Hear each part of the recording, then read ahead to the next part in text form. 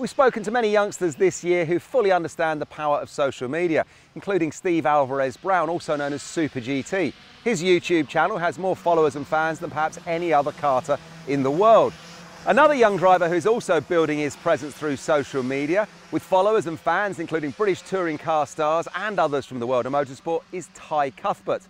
His popularity far exceeds what his followers and sponsors may expect in terms of winning races, and as such he's a shining example that personality, character and likeability are just as important.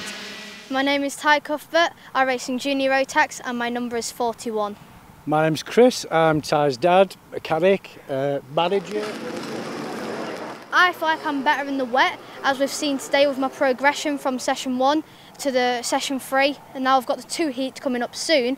Hopefully it keeps raining because I really like the rain, so yeah, it's been difficult. Social media is incredibly big. Facebook, Twitter and Instagram, they're all big sites because if I wouldn't be here, you interviewing me without all these amazing sponsors. So it's absolutely incredible how much backing, support you can get. It's normally when we get back to the hotel, we settle down, look at social media, we have a lot of comments saying, oh, well done Ty, good luck Ty, and it's really nice to see the support, and it means a lot for me and also my dad. I look after all of Ty's social media. It's giving the support back to all the sponsors, get their names out there at the appropriate times to support them. Yeah, so it's time consuming, but it's worth it. It's quite incredible to see that touring car drivers will be, well, hopefully supporting me. I know one of the drivers, Michael Crease, he's been a very big supporter of mine, and credit to him for taking the time and just talking to me and my dad about karting and the next steps. Dan Ginchard, Gabe Fairbrother and Sophie Kinghorn, they're the people I kind of look up to because I know they're really quick. I try to get out behind them in practice and just see where they brake, the next lap I can brake later, and also their lines, because I noticed that they do quite different lines to me and I just need to try and come off track, put it in my head and then go out next time and do it again. Having a big character is what most sponsors want to see. Most sponsors, if you're at the front, they're kind of like, okay, well, podium in this race. With me, I like just putting my brand ambassador, as I am, putting their name out there, and on social media getting my name out there, and that's the key thing in motorsport. Well, best of luck to Ty. Let's see how he gets on. And of course, fellow Jnr Rotax racers and championship front runners Sophie Kinghorn and Daniel Ginchard of Argenti Motorsports as we go and join your race commentators Jake Sanson and Alan Taddei.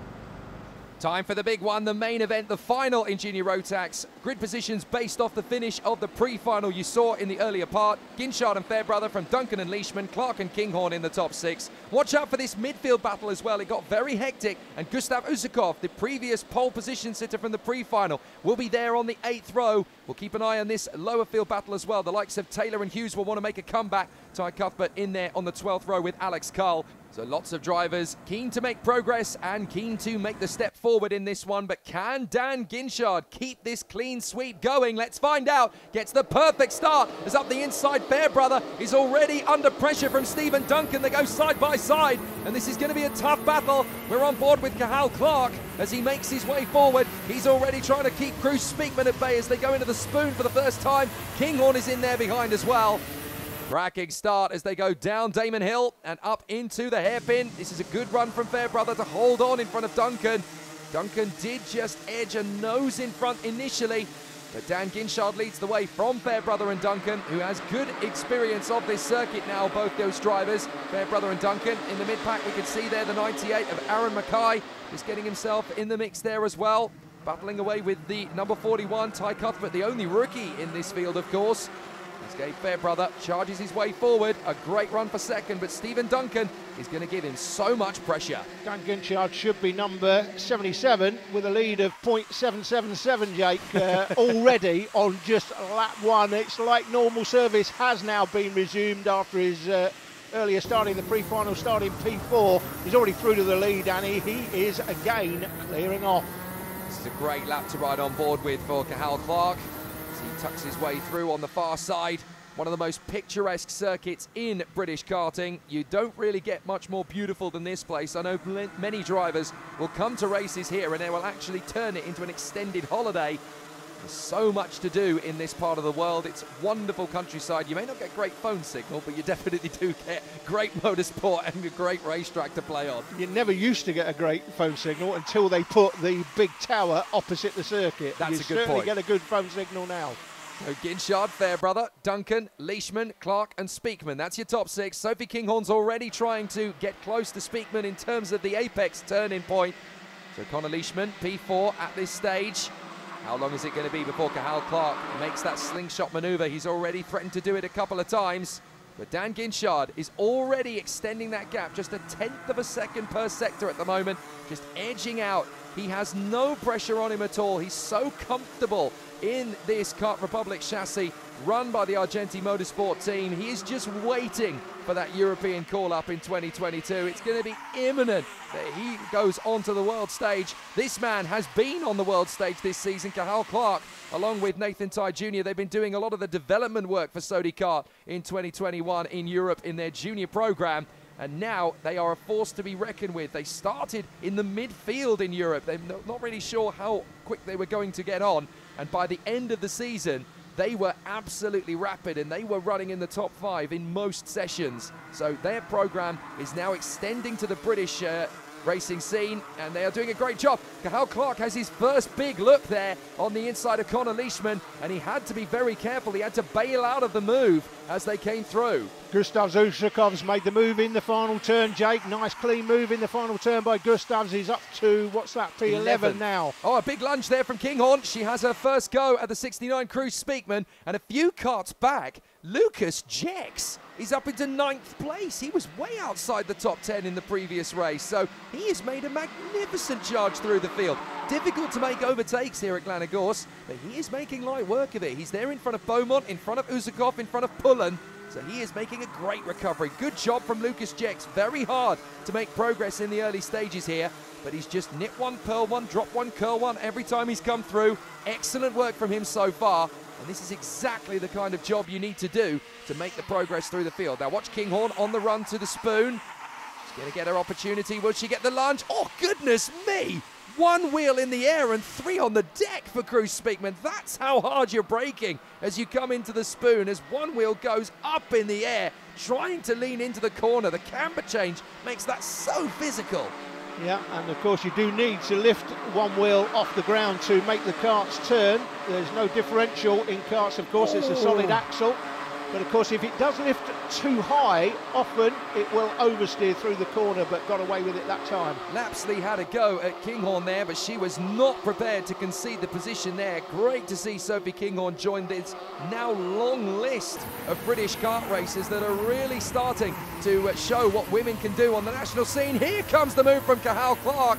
He gets through bold as brass on the inside in the spoon curve. He really has perfected that overtaking move at the top of the hill. They now drop down through the left-hander, double apex left there at Damon Hill. Then they come up through the compression complex once again and down towards Devil's Elbow. It's not here. They go through the left. Now they drop down. It's just a sudden plummet through Devil's Elbow. You've got to control the balance of the kart through there. Kinghorn's lined it up perfectly into the final turn. She gets the move on Speakman, and now Lapsley had to hesitate there on the throttle. He could have got through as well, but because of the momentum change in that final turn, he's now got to back up and try another go at it into the hairpin. Another try from Speakman. No chance. Sophie Kinghorn's got that nailed. Well done. Fantastic move by Sophie. And she is up another place, so through to 6th place now.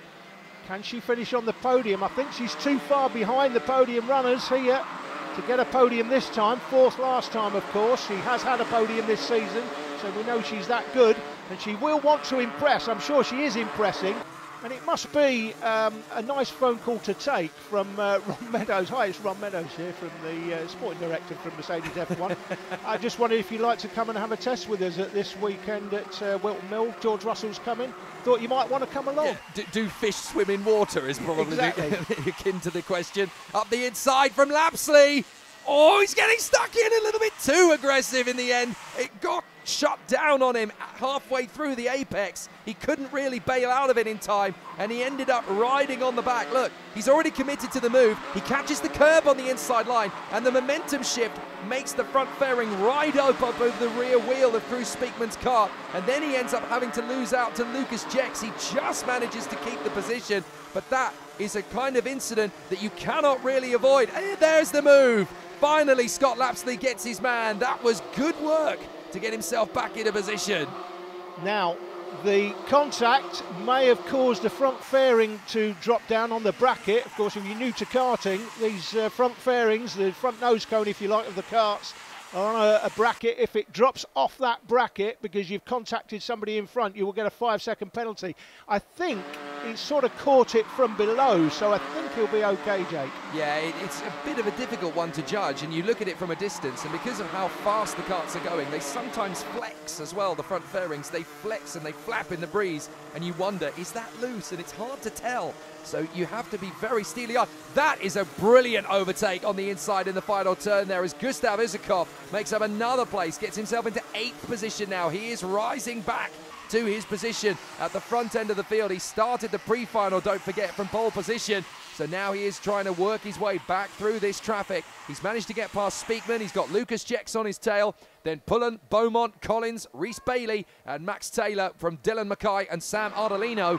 Another driver who's made good progress, actually, Ardolino. He was right up at the back end of the field in the start of the pre-final. Oh, that got very close for comfort as Angus Scrivener tries to deal with Joe Garraway. What a squabble this is from the drivers further back. It's not just the leaders. Alex Carl is having a great wheel-to-wheel tussle there. It gets a little bit too close for comfort as Reese Duthie is the one that gets spat out as he locks wheels with Alex Duncan. That's unfortunate.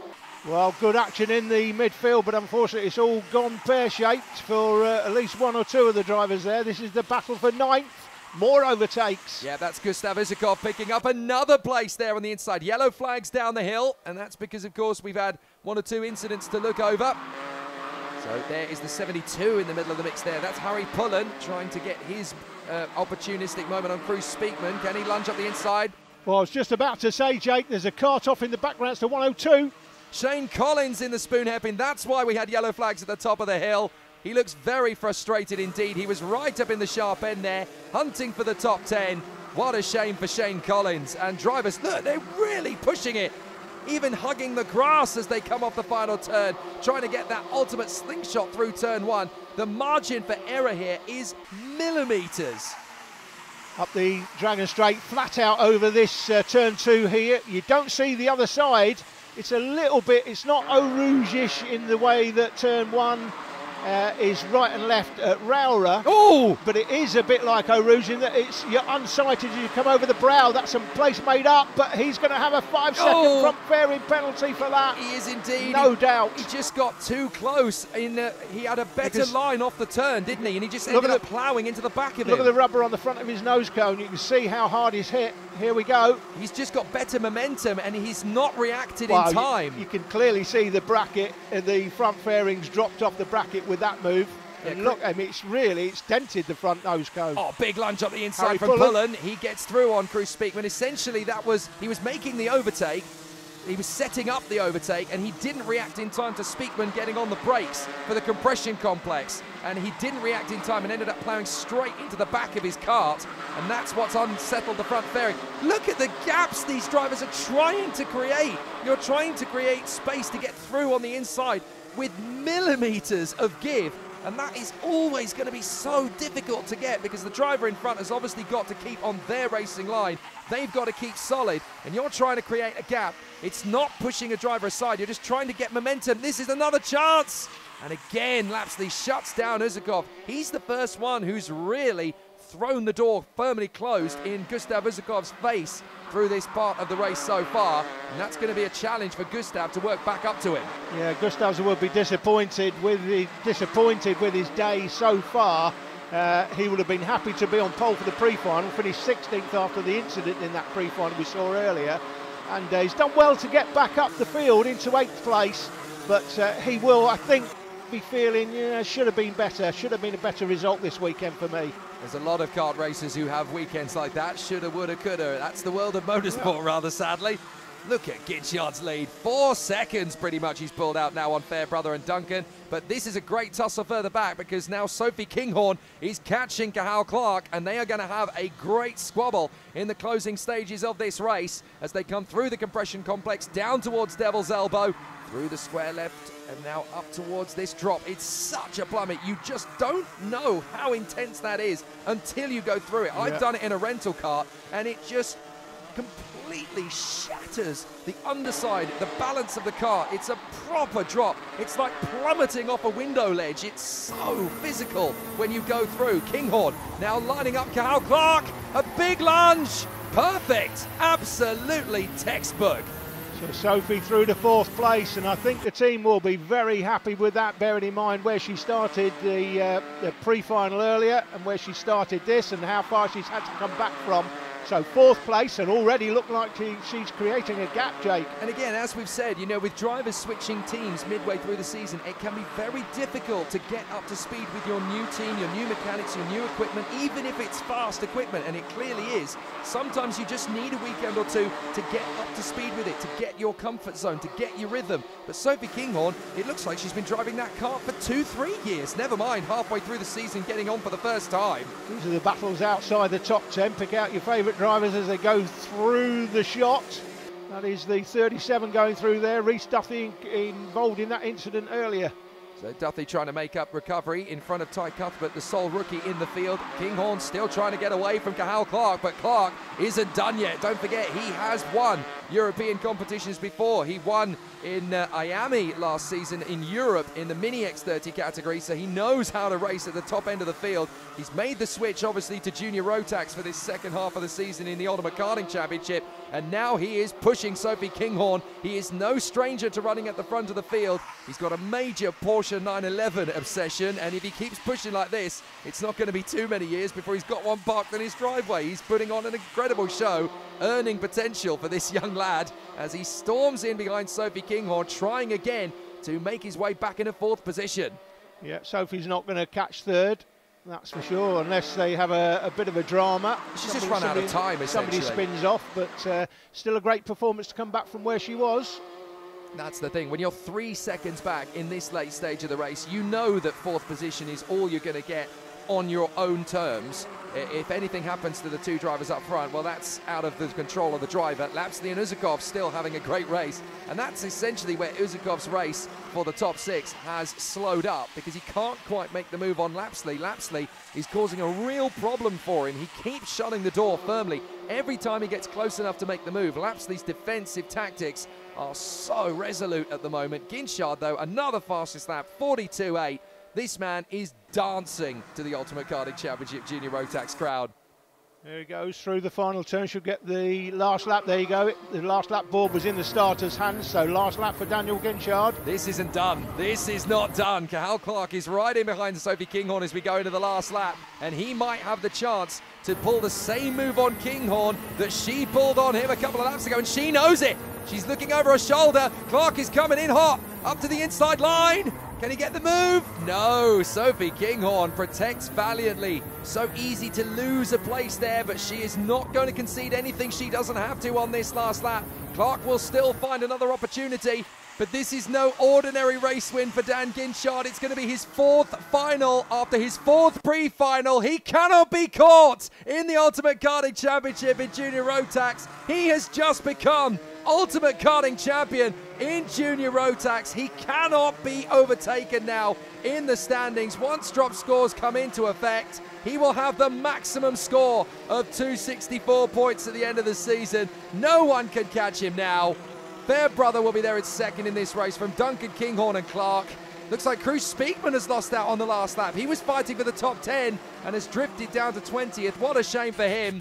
But there is the unbeaten man of the season, Dan Ginchard. He cannot be caught in 2021. He is the Ultimate Karting Jnr Rotax champion in all but official confirmation. Gabe Fairbrother and Stephen Duncan on the podium. Sophie Kinghorn in a brilliant 4th place, ahead of Cathal Clark and Connor Leishman. Uzakov recovering to 7th, ahead of Jex. Well, tomorrow's headlines will read, just how good is Daniel Ginchard? And the answer is very, very good. Another win from him. He's won every pre-final and final up to this point. He's got to be ecstatic. Let's go and join him at the podium. Dan, I'm not sure how much of a student of karting you are, but Paul de Resta back in the day when he was in national championships, British championships, way back when, won every single final during the season, apart from the end of the season when I think he finished second at the final round.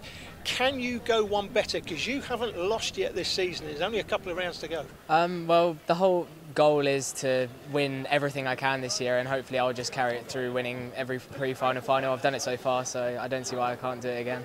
Okay, tell us who you want to thank. I want to thank Jnr Motorsport, Car Republic, Ogden Engines, Danny Sweeney, Kirsty Gravy, my whole family, all my sponsors, and Puma Motorsport. Brilliant as always, well done. Thank you. Post-race front fairings for Lapsley and Beaumont will affect their point score, but look at that, Dan Ginchard, he currently has 132 on drop scores, but by the end of the season, that tally will guarantee go to 264, and that is the maximum you can score. He will not be caught. The battle now goes for second place. Gabe Fairbrother trying to fend off from a whole host of talent. Duncan, Kinghorn, Mackay and Uzakov. Join us after the break when it's the turn of Jnr Rotax, where Steve Alvarez Brown, aka Super GT, has switched classes this weekend.